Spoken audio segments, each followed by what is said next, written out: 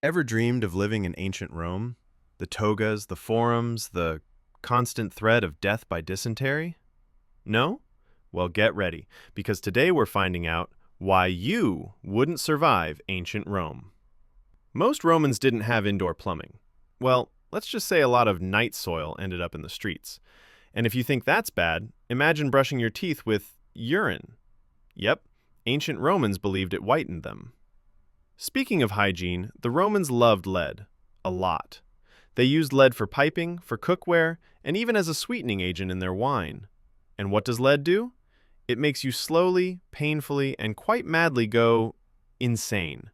So congratulations, you've survived the pee mouthwash, only to be slowly poisoned by your dinnerware. Now, let's talk Roman medicine. If you had a headache, they might drill a hole in your skull. They called it trepanning. Mostly, they just called it, oops, you're dead now. Or, if you had a mysterious ailment, the cure might involve ground-up mouse brains. I mean, that's assuming you didn't just die from a rampant plague first.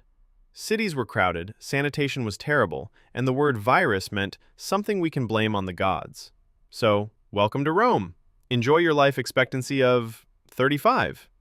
Okay, so you're not dead yet. Great, time to find an apartment. You'll be living in an insula, a multi-story apartment block. They were cheaply built, prone to collapsing, and the higher you went, the more expensive and dangerous it got. The biggest danger, though? Fire.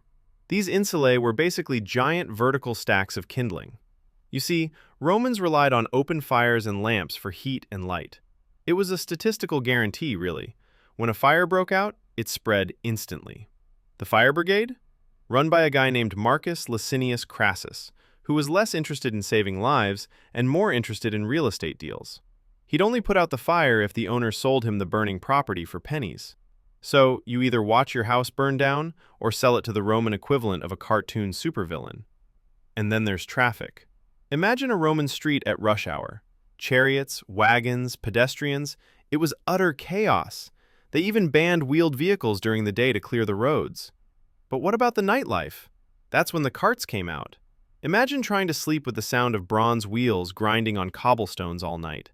It was so loud, the poet Juvenal complained you couldn't even think straight. Okay, you survived the city noise and the fire. Congratulations. Time for some entertainment. Head to the Colosseum for the gladiatorial games. Yay! Except you're not a spectator, you're the entertainment. Most gladiators were slaves or criminals, forced to fight to the death. And if they didn't kill you, they might send a lion in. Because, variety. Emperor Commodus famously fought as a gladiator against heavily armed ostriches. And if you were lucky enough to win, you often just had to come back and do it again next week. But maybe you were a criminal. Say, you stole a loaf of bread. Your punishment? Crucifixion.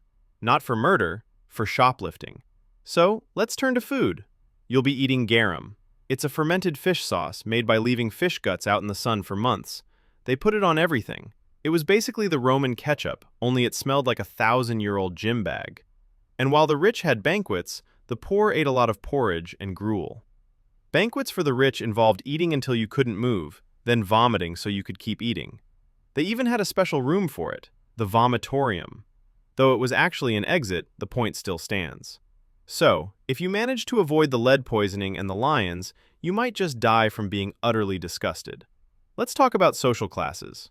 You're likely a plebeian, a commoner. You have few rights, and the patricians, the rich guys, will constantly remind you of it. The Senate debates don't concern you. You're just there to be kept happy with free grain and entertainment. They called it bread and circuses, a brilliant way to distract the masses from their terrible lives. Now, imagine your job is to clean out the public baths. Or maybe you want to join the Legion. Tough choice. 25 years of constant drilling, marching, and carrying your entire house on your back. And if you step out of line, they might execute 1 out of every 10 of your buddies. That's called decimation, because Rome wasn't always subtle. And let's not forget the emperors. They were unpredictable. Caligula made his horse a consul. That's a high-ranking official, by the way. Nero allegedly fiddled while Rome burned, though he probably just watched. And Elagabalus only ate foods that were the same color as the emperor's wardrobe that day. You're one bad mood, one weird obsession, or one mad emperor away from being fed to the sharks. So there you have it. You'd be poisoned by your pipes, terrified of your landlord, and probably eaten by a lion for fun. Ancient Rome was awesome, terrifying, and mostly lethal.